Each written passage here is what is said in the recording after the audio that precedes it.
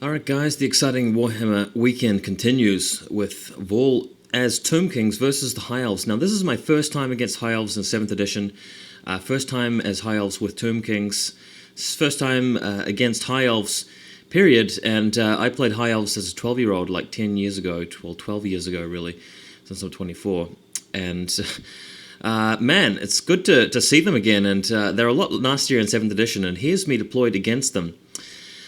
So let's talk about deployment. We've got Chariots on the left with the Prince, then the Casket of Souls on the hill along with the Catapult Carrion behind the hill. My typical trick with the Carrion there is always to apply them behind the hill so they can't shoot them first turn, and then I move out and use Urgency to charge their war machines.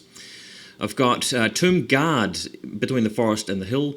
I've got my archers in the hill. The reason I've deployed them there is so that he can't get his Shadow Warriors within 10 inches of my archers, which are in the forest there, because the Shadow Warriors would be a real pain if they were hanging in that forest.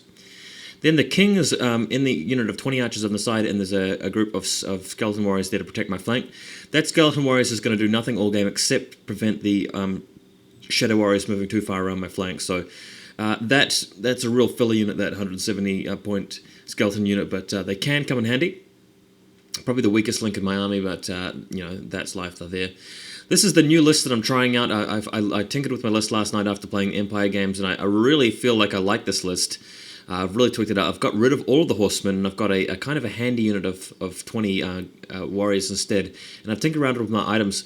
I've actually dropped the Icon of Rulership from the Prince on the Chariot and given him an Enchanted Shield instead. So all round he's got an armor save of 3 up.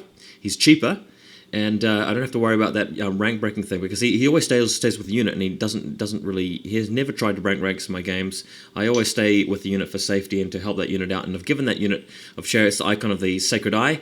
So we'll be trialing that for this game, and I'm really happy with the way the list looks. So with that rant over, on to the next picture.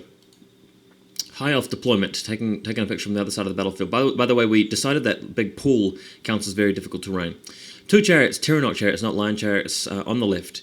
Silver helms next to them. He's deployed the Shadow Warriors out in next to the pool on the bottom left of the corner of the picture.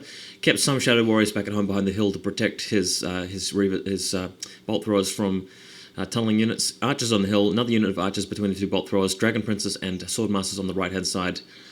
And let's go to the next picture to see how things turn out. Oh, this is another final picture of the overview of the deployment. Tomb Kings win the first turn. I actually managed to deploy before he did, thanks to all of the tunneling going on. You can't see the markers at this point, but I just put the Scorpions and the Swarm underneath the 2 bolt throwers pretty much. Also planning on taking out his mage in one of them arch units. His Archmage with the Book of Hoeth is in the Swordmasters on the left. Next picture, the Carrion move out in front of everybody else. The unit with the archers moves forwards with the King, staying within 6-inch range of the King there for the Carrion. Chariots roll up on the left, Tomb Guard move forward. Heirophant is in the archers in the forest there, and pretty much all guns are go. Next picture, you can see that Carrion getting off Urgency, managed to get that away. Charged the archers, and you can see the coin representing where the Scorpion's coming out, a little counter underneath the other bolt thrower where the Swarm's going to come up, and that's pretty much first turn charging. Well, they didn't charge the archers, they charged the bolt thrower, killed the bolt thrower crew, overran into the archers, so great first turn opening for me. And then the rest of the magic phase happened, and then the Casket of Souls went off. And then the Casket of Souls went off. Souls! And as you can see, there's a Chariot missing, there are 3 Silver Helms missing, there are like 5 archers missing, there's 3 Dragon Princes missing, and there's a couple of Swordmasters of Hoeth missing. All from one Casket of Souls. It went off. He had magic resistance on one of guys, didn't work. I mean, I know there's a debate about whether you're allowed to use magic resistance. Many people say you can't, some say you can. I in particular think that you can't use magic resistance against the Casket of Souls, but to give my opponents a benefit of the doubt, I always let them, just because I don't like arguments. I'm a sporting fellow.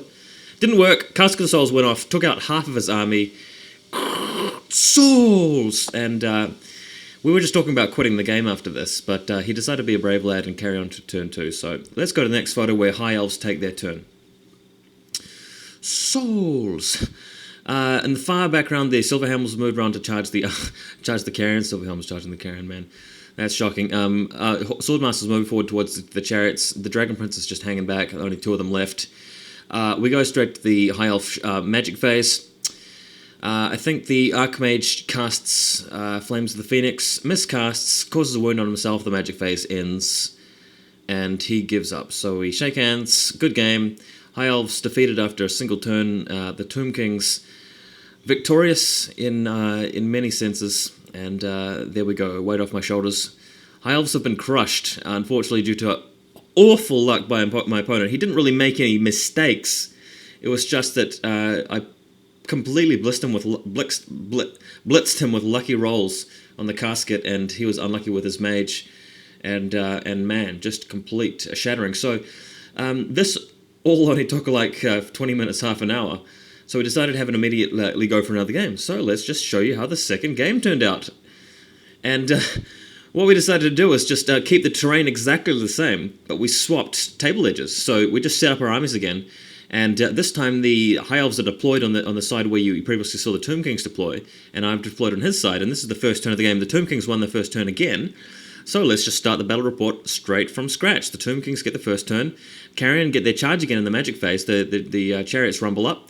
As you can see here from left to right, I've got the skeletons just protecting the flank again from the Shadow Warriors, but it looks like a very similar game. But he's deployed the cavalry and the chariots differently this game. He's gone for them on the right-hand side. Kept archers in the forest, some archers on the hill, and he's got the swordmasters on the flank yet again. So that's the first turn for game two. Better picture over here, you can sort of see where they are in relation to each other. The stone thrower fires a rock at the swordmasters of Hoeth, and the magic phase misses. They fire another rock at the guys in the shooting phase and just crunch like 4 dudes, plus a shooting from all of the archers, all the archers in range, and the chariots actually knocks out a number of guys, so it took out a whole rank worth of swordmasters. The Carrion got rid of the bolt thrower crew, and we're off to High Elf turn 2. So you can see these markers where the swarm and the scorpions are showing up. The little gold coins represent where the scorpions are going to show up. The green one with the skulls represent where the swarm's going to show up. The Carrion pursued the crew off the board, so they're coming back on next turn, which keeps them alive incidentally, so very handy. And you can see if you look very closely, a mage on the hill with that arch unit, so that'll be important for later purposes. Next picture, we've got the Shadow Warriors moving out of the wood, marching just towards the dudes there. So all I'm really worried about is him shooting the catapult crew or the Casters of Skulls. But I'm not really too worried about it. This time the Casters of Skulls got like collar of shape edge, so less likely to die. And they're not like repeater bolt throwers, repeater crossbows rather from shades. They're just Shadow Warriors, just bows. So I think I'm safe. Next picture, the cavalry towards the center do a bit of maneuvering to get themselves in range of various things, just anticipating me moving forward. And Dragon Prince is back in support. The Swordmasters of Hoeth have moved forward a little bit, so that's what this picture demonstrates. Next picture is a bit more of a close-up. You can see the angles that they're on. This is Tomb King's turn 2, by the way. And what actually happened here is that the Screaming Skull catapult aimed for the Silver Helms, missed them because the scatter sort of sent it 10 inches in the direction, towards the table edge that you can see the photo.